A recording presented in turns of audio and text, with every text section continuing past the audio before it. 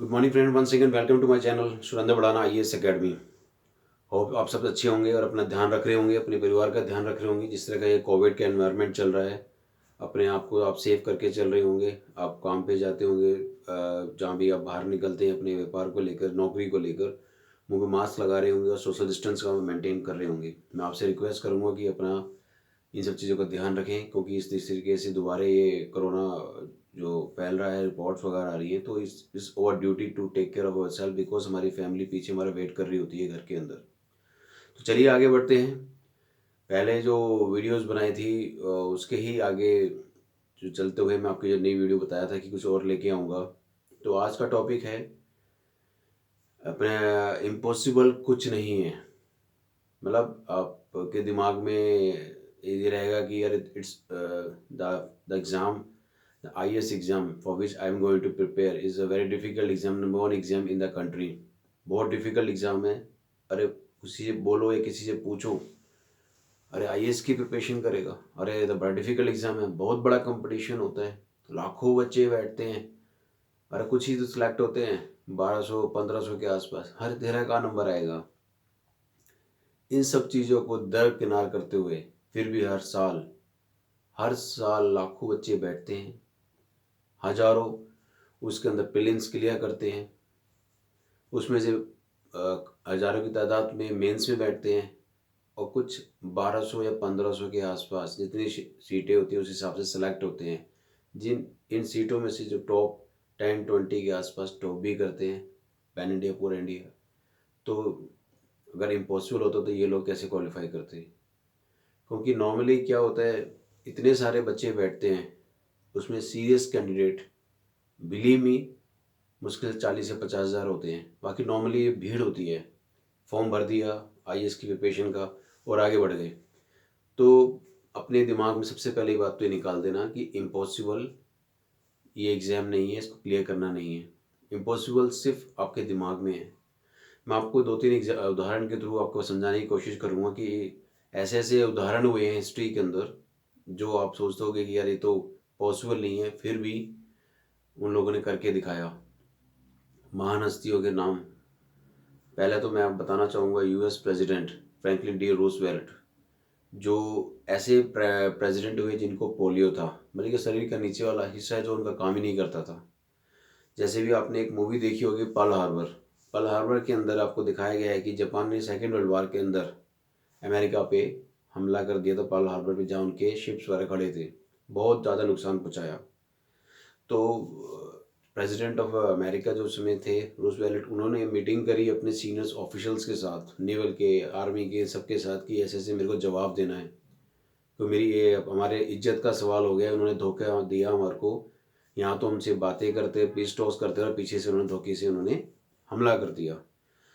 तो जो वहाँ अमेरिका से जापान का जो डिस्टेंस था, बहुत बड़ा डिस्टेंस था, तो उनके जो हवाई जहाज़ थे, जो एयरफोर्स के, वो उतना लंबा डिस्टेंस, समुद्र का डिस्टेंस वो क्रॉस करके वो हमला नहीं कर सकते थे। सब बोलने लगे इम्पॉसिबल है, इम्पॉसिबल है। इसी बात पे तो प्रेसिडेंट जी को गुस्सा आया। उस मीटिंग के अंदर उन्होंने अपनी जो जिस व्हील चेयर पर बैठे हुए थे उससे उसको हटाया। सब लोग रोके, क्या कर रहे हो सर आप? उन्होंने हटाया और अपने उन पैरों पे खड़े होके, जिनको डॉक्टर ने बोला था या वो उनको पोलियो था कि अब ज़िंदगी भर आप खड़े नहीं हो पाओगे, उन्होंने खड़ा होकर ये दिखाया और बोला इम्पॉसिबल दोबारा मत बोलना मेरे को, impossible is nothing in this world, मुझे चाहिए तो चाहिए। उनकी इस प्रेरणा स्रोत वाली बात से सब ने फिर रास्ता निकाला, फिर इतिहास बना। अमेरिका ने वर्ल्ड वार सेकेंड के अंदर जापान के ऊपर एटॉमिक बम फेंका और उसको ऐसा करारा जवाब दिया जो जिन आज तक भी उसको इस बात का इल्म है कि मैंने किसके साथ मैंने पंगा लिया था, मैंने ये क्या गलत स्टेप उठा दिया। तो उन्होंने उस काम को करके दिखाया जो लोग कह रहे थे इम्पॉसिबल है, जो हो नहीं सकता। तो इसी तरीके से मैं आपको कहना चाहूँगा, अपने दिमाग में ऐसी कोई पिक्चर मत बना लेना कि नहीं यार ये तो बहुत डिफ़िकल्ट एग्ज़ाम है, 1.5-2 साल का एग्ज़ाम है, इतना पढ़ना पड़ता है, ऐसा करना पड़ता है, और किसी की मत सुनना। और always stay away from the negative peoples. हमेशा पॉजिटिव एनवायरनमेंट में रहना, पॉजिटिव पीपल्स की संगत में रहना। इसी सिलसिले के अंदर मैं आपको एक दो एग्जांपल और नाम बताना चाहूँगा। एक अरुणिता सिंह करके हैं और दूसरी सुधा चंद्रन। अरुणिता सिंह वो लड़की है जिनका कुछ एक्सीडेंट हो गया था, बड़ा सीरियस एक्सीडेंट, भी एक अलग सेपरेट स्टोरी है। ये नीचे की सारी टांगें वगैरह उनकी गल गई थी और ख़राब हो गई थी, लेकिन उनका ड्रीम था कि मैं माउंट एवरेस्ट पे चढ़ूँ। लेकिन वो एक्सीडेंट होने की वजह से डॉक्टर ने बोला आप ज़िंदगी भर आप चल नहीं पाएंगे। लेकिन उसकी जो स्ट्रॉन्ग डिटर्मिनेशन और जो उसके अंदर जज्बा था, उसने उस सब चीज़ों को ओवरकम किया। उन्होंने अपनी नकली जो लेग्स होती हैं वो लगवाई, अपना आप को प्रिपेयर किया। बिलीव मी, आप गूगल करेंगे, सर्च करेंगे, अरिंदर सिंह करके नाम डालेंगे आप, उन्होंने माउंट एवरेस्ट को अचीव किया। और माउंट एवरेस्ट कोई मजाक नहीं है, 8,000 फीट से ऊपर चढ़ना। हम जैसे नॉर्मल आदमी की जान निकल जाए, सांस फूल जाए, हमने चढ़ने से पहले 100 बार सोचते हैं, उस लड़की ने वो करके दिखाया। तो यहाँ भी हम प्रूव करते हैं कि जब वो कर सकते हैं, जिनकी टांगें नहीं है, माउंट एवरेस्ट चढ़ सकते हैं, तो हम क्यों नहीं। दूसरा एग्जांपल जो मैं आपको नाम बताया, सुधा चंदन मैम का, जो बॉलीवुड के अंदर आप दिखेंगे एक्ट्रेस भी हैं, टीवी सीरियल्स में भी आती हैं।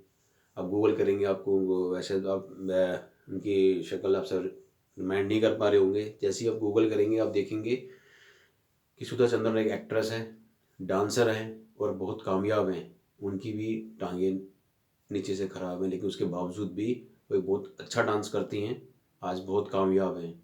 तो ये सब उदाहरण ये प्रूव करते हैं कि nothing is impossible in this world. Just you have to just believe yourself कि नहीं, मैं कर सकता हूँ। मैंने ड्रीम देखा है और उसको मैं बिल्कुल शिद्दत के साथ करूँगा और उसको मैं करके दिखाऊँगा।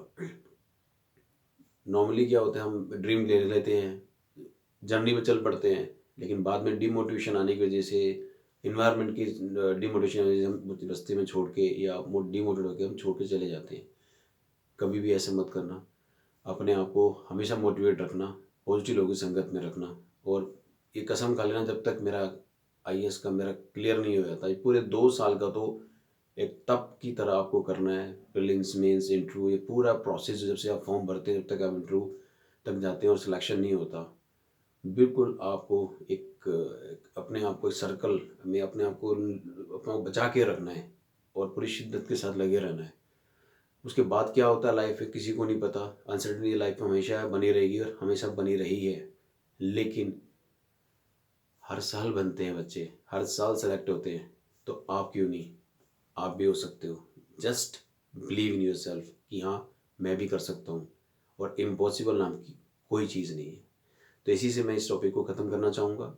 दूसरी जो सबसे इम्पॉर्टेंट टॉपिक है जिस पे मैं आपको आना चाहूँगा, ज़्यादा टाइम ना लेते हुए बताना चाहूँगा, सेल्फ इम्प्रूवमेंट। नॉर्मली हम सब बाहर देख रहे होते हैं, वो देखो यार कितना काबिल है, वो देखो कितना काबिल है, यार वो तो ऐसा है, वो वैसा है, वो इतना इंटेलिजेंट है। हम सब बाहर तो सब जगह देखते हैं, अपने अंदर झांक के कभी नहीं देखते, अपने आप पे कभी काम नहीं करते। कहीं बाहर देखने की ज़रूरत नहीं है, कहीं बाहर जाने की ज़रूरत नहीं है, सिर्फ अपने आप पे काम करना है। आपको अपने आप पे काम करना है, डेली, वीकली, मंथली और पूरे साल भर। आप देखेंगे अपने आप में इम्प्रूवमेंट। इस पढ़ाई के लिए आपको अपने आप पे मतलब किस तरीके से मेरे को टाइम मैनेजमेंट करनी है, मेरे को किस तरीके से मेरे को पढ़ाई करनी है, कैसे पढ़ना है, रिवीजन करना है, अपने आप पे काम करना है। Self improvement, self improvement. एक एक परसेंट भी अगर आपने हर महीने, हर रोज़ अपने आप पे काम किया, महीने के अंदर 30% आपने किया, साल के अंदर आप देखेंगे 12-36-360% आपने इम्प्रूवमेंट की। तो लेफ्ट राइट बार बार देखने की बजाय अपने अंदर देखें और देखें कि मैं अपने आप को और कैसे इम्प्रूव कर सकता हूँ। आपको कंपटीशन करना है, अपने आप से करना है, अपने आप को और बेहतर करना है, अपने आप को और बेहतर करना है। अपने आप से कंपटीशन कीजिए, अपने आप को और इम्प्रूव करने की कोशिश कीजिए। आप देखेंगे कि अब एक अच्छे बेहतर इंसान बनेंगे। आप देखेंगे आपके अंदर इम्प्रूवमेंट से आपकी पर्सनालिटी कैसे ग्रूम होगी और कितने अच्छे तरीके से आप अपने एग्जाम्स को क्लियर कर पाएंगे और अपना आपको खुद को आपका कॉन्फिडेंस बिल्डअप होगा। इसको भी उदाहरण से समझाना चाहूँगा। जैसे कि आपने देखा होगा मार्केट में फ़ोन आते हैं, 30 साल पहले या 20 साल पहले जब फ़ोन आए थे, सीमेंस के आए थे, बड़े बड़े फ़ोन आए थे, उस टाइम से लेकर आज तक का आप देखेंगे कितने कितने चेंजेस आ चुके हैं। एंड्रॉयड फ़ोन आ चुके हैं। जिसने चेंज नहीं किया अपने आप को, जिसने अपने आप को समय के हिसाब से नहीं बदला, जैसे नोकिया की बात करें हम, जैसे कोडैक कैमरा की बात करें, वो मार्केट से आउट हो गए। तो समय के हिसाब से आपको चेंज भी करना है, अपग्रेड करना है। जो रेगुलर अपग्रेड करते रहते हैं, अपना आपको इम्प्रूव करते रहते हैं, वो मार्केट में बने रहते हैं, कंपटीशन बने रहते हैं। आपने देखा होगा इतनी बड़ी कंपनीज़ हैं, किसी भी कंपनी से आप मोटर्स में लगा लीजिए, फार्मा में लगा लीजिए, मोबाइल फ़ोन में लगा लीजिए, मूवी टीवी में लगा लीजिए, किसी भी इसमें आप देख लीजिए, उनकी R&D होती है, रिसर्च डेवलपमेंट उनकी एक वहाँ एक बनाया होता है उन्होंने, वहाँ उनका रेगुलर काम चलता रहता है, क्योंकि उन्हें पता है अगर जब तक हम अपने आप में इम्प्रूवमेंट नहीं लेके आएंगे, चीज़ें नहीं करते रहेंगे, नहीं तो हम मार्केट से आउट हो जाएंगे। HMT एग्जाम्पल है, एम्बेसडर कार एग्जाम्पल है, ये सब बाहर हो गए। इन्होंने अपने आप पे इम्प्रूवमेंट नहीं किया, अपने आप को चेंज नहीं किया और नए जो इन्वायरमेंट है उसको एक्सेप्ट नहीं किया। जैसे आपने भी एप्पल का फ़ोन देखा होगा, पीछे जो भी लिया होगा, अब एक नया वर्जन आ गया है, फिर और नया वर्जन आएगा। सैमसंग का भी ऐसा है। तो ये keep on, they just keep on changing their you can say versions, और नए नए सेट लाते रहते हैं ताकि मार्केट में वो बने रहें। कार की बात करें, मोबाइल की बात करें, ये मैं आपको इसलिए बता रहा हूँ कि आपकी आंखों के सामने सब चीज़ें, आपके एड्स आती रहती हैं। कार वही है, चार पहिए हैं, कंपनी वही है, लेकिन बार बार उसमें चेंजेस क्यों आते रहते हैं? कंपटीशन बने रहने के लिए। इसलिए आपको भी अपने अंदर रेगुलर अपडेशन करना है, रेगुलर अपना बेस्ट वर्जन बनना है। डेली, वीकली, मंथली आप देखेंगे, आप मार्केट में बने भी रहेंगे और ये कंपटीशन को आप क्रैक भी करेंगे। तो इसी के साथ मैं ये वीडियो को समाप्त करना चाहूँगा। आई होप कि आपको मैं कुछ बातें समझाने में कामयाब रहा हूँगा, कि जैसे कि इम्पॉसिबल नाम की कोई चीज़ नहीं है, सेल्फ इम्प्रूवमेंट, और आप अपना आपको रेगुलर आपको इम्प्रूव करते जाना है। ठीक है, इसी के साथ मैं वीडियो समाप्त कर रहा हूँ, और होप करूँगा कि आप ये वीडियो लाइक, सब्सक्राइब और शेयर करेंगे, ताकि मैं मैक्सिमम लोगों पे ये बात पहुँच सके, और मैं अपनी बात जो कहने में, जो आपको कहना चाह रहा हूँ, वो और भी बच्चों पे, स्टूडेंट्स के पास जा सके, और वो भी अपनी लाइफ के चेंजेस ला सकें। तो मिलते हैं फिर नेक्स्ट वीडियो में, नेक्स्ट कोई विचार के साथ। Till then, bye bye, take care yourself.